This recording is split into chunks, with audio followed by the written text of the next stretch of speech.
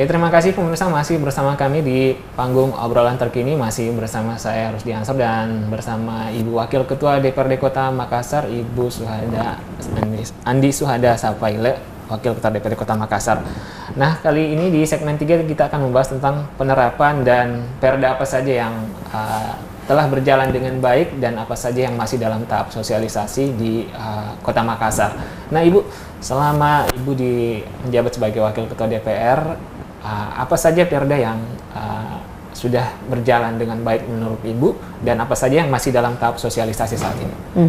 Oh iya, begini, kami ada kegiatan memang, kegiatan di DPRD itu namanya Sosper, sosialisasi perundang-undangan. Jadi semua yang telah dilahirkan, perda-perda yang telah dilahirkan, baik itu inisiatif dari pemerintah kota maupun inisiatif dari legislatif sendiri itu, kami berusaha untuk, karena ini baru pertama kalinya ya, selama selama kami duduk di sini memang di periode kami ini baru ada yang namanya Sosper. Itu kita terjun ke masyarakat, kita mengundang masyarakat, jadi kita menerangkan perda apa, misalkan perda ASI, ya perda ASI. Begitu pentingnya kita, mungkin orang tahu ASI ya air susu ibu, sekedar menyusui, tapi masyarakat tidak pernah tahu begitu besarnya, begitu pentingnya seorang ibu dalam memberikan usia dini, usia 0 pertama dia lahir untuk memberikan ASI-nya, bagaimana untuk perkembangan bayi, tumbuh kembangnya bayinya, ke otak, kemana dan sebagainya. Kan kita juga tidak bisa menyamakan pemikiran antara yang dari segi ekonomi yang hidupnya tinggi dengan ekonomi yang hidupnya rendah. Jadi mereka cuma sekedar memberikan, tapi mereka tidak pernah tahu bahwa betul-betul ini ASI memang sangat penting bagi tumbuh kembang otak dan perkembangan tumbuh nanti anak. Jadi itu yang kita, itu salah satu contoh yang kita berikan kepada masyarakat. Jadi ada nilai di situ, nilai untuk kami juga secara politis ya, nilai untuk masyarakat juga ada seperti itu. Oke. Selain ASI mungkin apa saja Bu perda yang lain? Banyak yang mengenai CSR adalah bantuan hukum terutama. Nah, bantuan hukum kemarin saya baru selesai bawakan dengan melibatkan kejaksaan dan inspektorat juga. Jadi APH. Jadi bantuan hukum ini seperti ini. Kita tahu kan kita semua di mata hukum itu sama. Yang kasihannya ini masyarakat yang kurang mampu, saya nggak mau bilang masyarakat miskin, kurang mampu, itu harus tahu betul-betul di mana mereka bisa meminta bantuan hukum.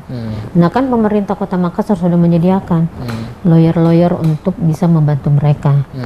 Itu yang kita, jadi supaya matanya masyarakat ini terbuka bahwa kasihan saya tidak punya uang, saya tidak bisa menyewa penasihat hukum untuk saya punya kasus perdata ataupun pidana. Nah, dengan adanya perda ini dan kami sebagai anggota legislatif bisa mengundang mereka untuk memberitahu bahwa ini loh bantuan hukum seperti ini, tanpa uang, tanpa apa, kita datang. Yang penting kita apa syarat yang diperlukan untuk meminta pertolongan itu dipenuhi, terutama untuk masyarakat yang tidak mampu.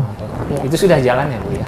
Itu sudah lama kerjanya. Oke. Jadi bagi masyarakat yang berhadapan dengan hukum, itu mereka harus bisa kemana Bu? Mereka harus kemana itu kalau misalnya? Kan di pemerintah kota ada kan bagian hukumnya. Nah di situ nanti mereka bisa memberitahu bahwa ini loh saya memang tidak mampu dengan melampirkan form yang disediakan memang.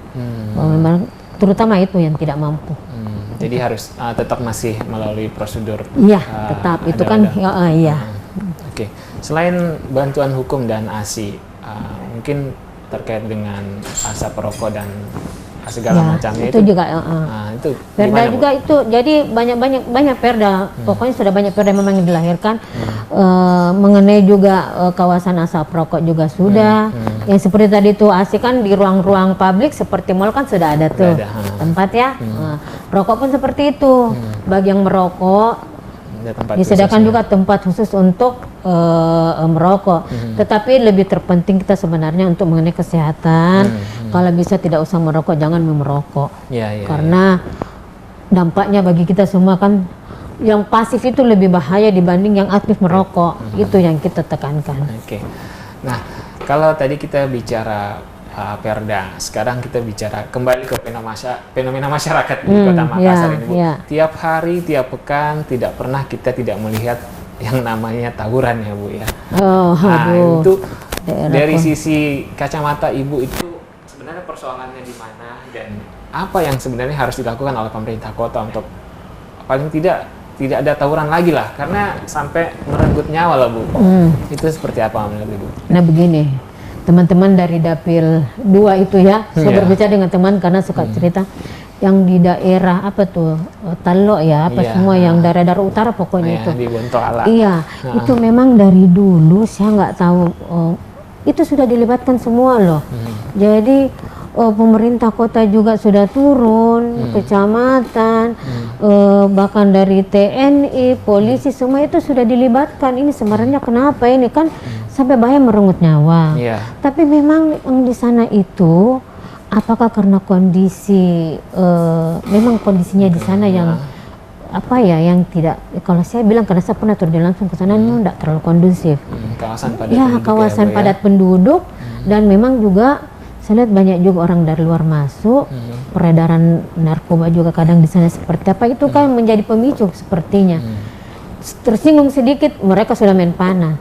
Jadi sebenarnya sampai sekarang pusing juga pemerintah, kalau kita diskusi-diskusi aja kita pada pusing juga, ini kok sampai tidak henti-hentinya dari dulu kan seperti itu, tetapi tetap juga pemerintah kota pastilah tidak tinggal diam. Bagaimana caranya supaya diredam? Paling tidak meminimaliskan supaya tidak seperti kemarin-kemarin sampai ada korban jiwa dan sebagainya, karena ditangkap hari ini juga, besok ada lagi. Tidak berhenti ya, Bu ya. Tidak berhenti, kasihan juga, saya juga bingung fenomena di sana kok bisa seperti itu ya. Apa yang menjadi pemicu juga kami nggak karena hari ini sudah selesai.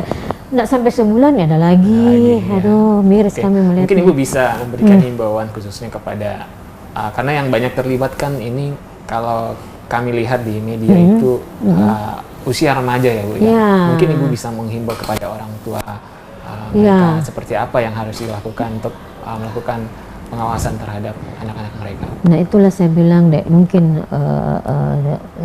saya mengecilkan bahwa di daerah itu memang mungkin tingkat ekonomi kan itu semua bermula dari tingkat taraf kehidupan ekonominya ya. Di saat mungkin orang tuanya, karena kan itu daerah-daerah laut ya, di situ daerah situ ya, pergi kemana anak-anaknya dibiarkan gitu, bergaulnya juga dengan orang-orang yang orang tuanya juga tidak sangka bahwa akan seperti itu. Nah, ada yang isaplem, ada yang apa sebagainya.